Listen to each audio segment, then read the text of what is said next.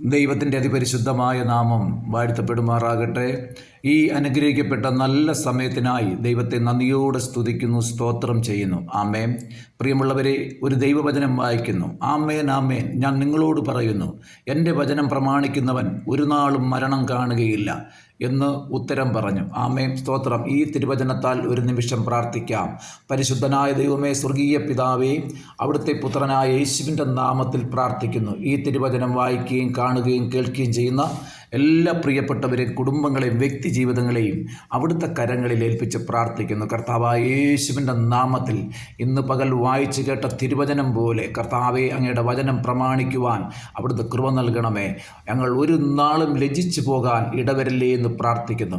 കർത്താവായ യേശുവിൻ്റെ നാമത്തെ വിളിച്ചപേക്ഷിക്കുന്നവർക്ക് സമീപസ്ഥനായ കർത്താവിൻ്റെ സ്നേഹം വെളിപ്പെടുന്നതിനായി നന്ദിയോടെ ദൈവത്തെ സ്തുതിക്കുന്നു. കർത്താവെ, ഇന്ന് പകൽ ഈ തിരുവചനം കേൾക്കുമ്പോൾ തന്നെ ചില വ്യക്തി ജീവിതങ്ങളിൽ ചില വിടുതൽ ഇന്ന് സംഭവിക്കുന്നതിനായി നന്ദിയോടെ ദൈവത്തെ സ്തുതിക്കുന്നു. നാളുകളായി പ്രാർത്ഥിച്ചിട്ടും കർത്താവെ, ഒരു വിടുതലുമില്ലാതെ ഭാരപ്പെടുന്ന വ്യക്തി ജീവിതങ്ങളുണ്ട്. ഇന്ന് പകൽ യേശുവിൻ്റെ നാമത്തിൽ ആ ബന്ധനം അഴിഞ്ഞ് പുറത്തു വരുവാൻ സ്വർഗ്ഗം സഹായിക്കണം. തടസ്സങ്ങൾ മാറണം.